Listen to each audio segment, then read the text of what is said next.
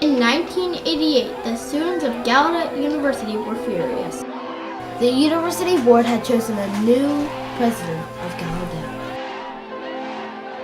Like every president before, this president was not deaf. They were going to be heard and started a revolution. The revolution would impact the deaf world and the hearing world as well. Gallaudet, a university for the deaf, historically only had hearing president. In 1988, the board chose another hearing president despite having two qualified deaf candidates. Deaf students protested to have a deaf president. This sparked other minority groups to stand up for their rights and led to the Americans with Disabilities Act of 1990.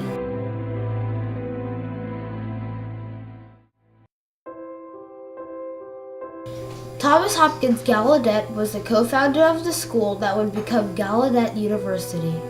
After communicating with a deaf girl named Alice, he came to believe that deaf people could learn and should be educated. The school was originally called the Columbia Institution for the Deaf and Dumb. Abraham Lincoln signed the law allowing Gallaudet to give college degrees in 1864. The school was renamed Gallaudet College in 1894 and became a university in 1986. For most of history, deafness was considered a disease or disorder that needed to be cured. Alexander Graham Bell, the inventor of the telephone, believed deaf people should learn to speak and read lips.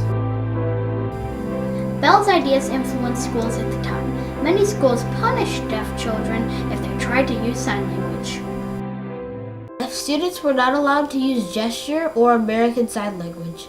Instead, they were expected to read lips. American Sign Language was not always recognized as a real language. Deaf students were told they would be better off trying to communicate in spoken English. Gallaudet, however, was a place that allowed deaf people to communicate with each other using sign language. At Gallaudet, deaf students were able to overcome stereotypes and limitations. They developed devices that let deaf people communicate over long distances. Even though deaf people were innovative and capable, the school had always had a hearing president. With each hearing president, it showed that there was a lack of trust in the capabilities of the deaf. Over time, it sent the message to the deaf students that they were not capable of leading. It was also a problem because deaf students could not easily communicate with the hearing president. The deaf students wanted a president who was deaf. They wanted someone who could understand them. When Dr. Jerry Lee retired, the students became resolved that they wanted the next president of Gallaudet to be deaf. Gary Olson.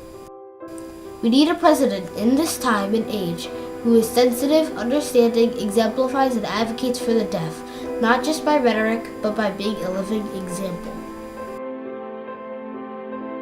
On March 1st, 1988, over 1,000 deaf students and faculty demonstrated around campus for the board to pick a president who was like them. I want to talk about our first rally. A crowd of about 1,000 to 2,000 deaf people were screaming in support of a deaf president. There had never been one in 124 years. The Board of Trustees claimed they were acting in Gallaudet University's best interest, but many of the people didn't believe that and didn't trust them. I had been feeling positive, and I was unprepared for the worst because I thought the board would act in the best interest of Gallaudet University.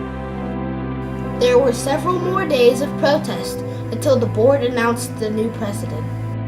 The university board had narrowed the search down to 3 candidates. Dr. Elizabeth Zinser, the Vice Chancellor of the University of North Carolina, Greensboro, and a hearing woman that did not know sign language. Dr. Harvey Corson, the Superintendent of Louisiana School for the Deaf, and a deaf individual who knew sign language. And Dr. I.K. Jordan, the Dean of Gallaudet University's College of Arts and Sciences, and a deaf man who knew sign language. Neither of the deaf candidates were selected for the job. We picked Dr. Elizabeth Ann Zinser as the 7th president of Gallaudet. No! Was because She is a very talented educator.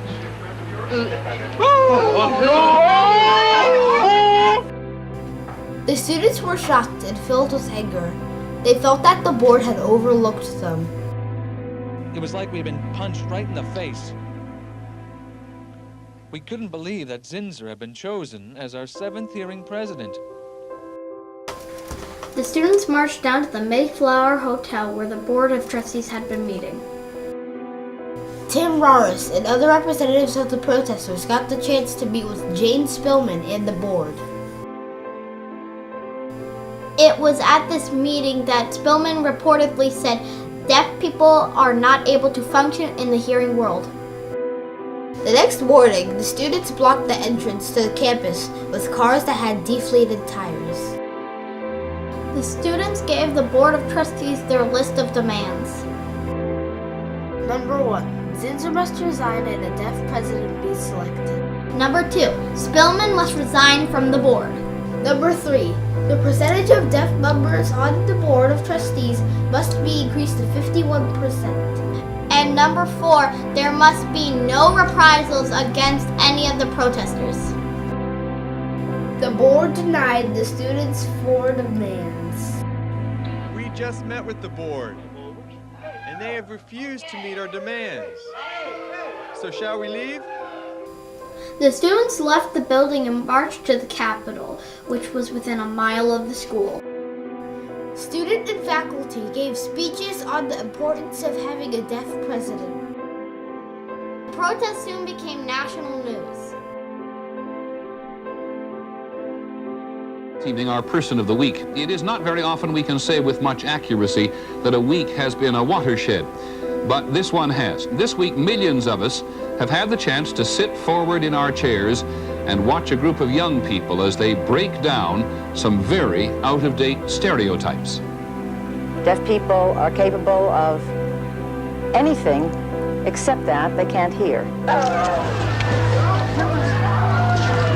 Greg Leibach is president of the student government at Gallaudet University. He has been instrumental in bringing down a university president who is neither deaf nor able to speak sign language. He has also helped to raise the national consciousness about deaf people. It's become a nationwide issue and a nationwide focus, and not only for deaf people, but for other people.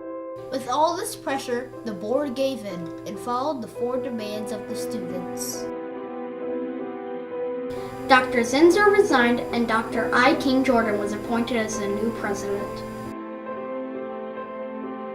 The deaf community celebrated. Dr. I. King Jordan.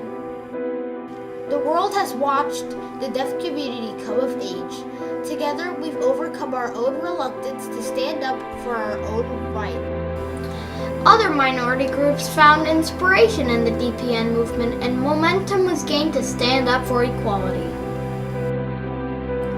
Reverend Jesse Jackson. It was a victory for all people who ever felt the pain of being stereotyped, devalued, and unrepresented. With the momentum from DPN, other groups joined together to demand access to the world and an opportunity to succeed. This ultimately led to the passage of the Americans with Disabilities Act in 1990. And now I sign legislation which takes a sledgehammer to another wall. One which has